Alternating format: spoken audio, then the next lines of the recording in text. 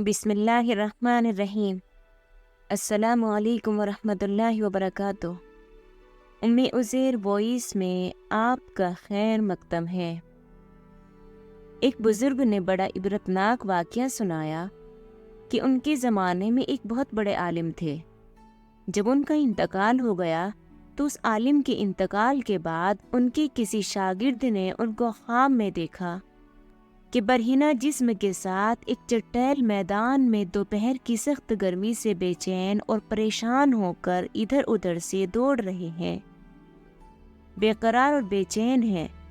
اس شاگرد نے ان سے پوچھا کہ حضرت آپ نے تو ساری زندگی اطاعت و عبادت اور خدمت دین میں گزاری، مخلوق کی اصلاح اور تربیت میں گزاری، کیا ان میں سے کوئی عبادت قبول نہیں ہوئی؟ انہوں نے جواب میں ارشاد فرمایا، ایسا نہیں ہے، بلکہ اللہ تعالیٰ نے جن اعمال صالحہ کی توفیق دی تھی وہ سب قبول ہو گئے، لیکن جس عذاب میں مبتلا ہوں وہ ایک سوئی کی وجہ سے ہو رہا ہے۔ شاگرد نے پوچھا، وہ کیسے؟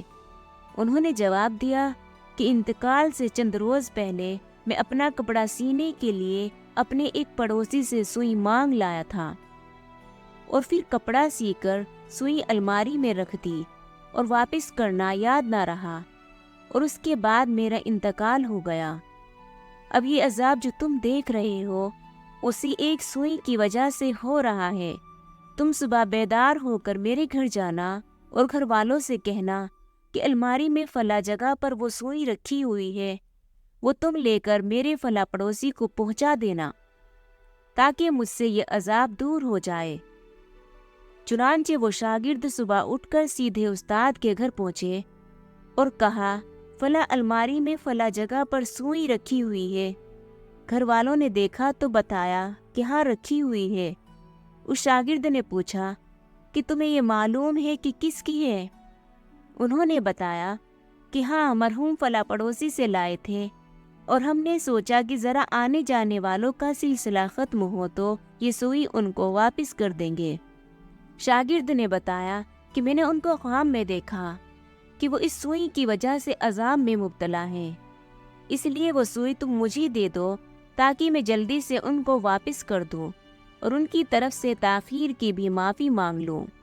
چنانچہ اس شاگرد نے وہ سوئی لے کر پڑوسی کو واپس کر دی اور ان کو بتایا کہ حضرت کو اس سوئی کی وجہ سے عذاب ہو رہا ہے۔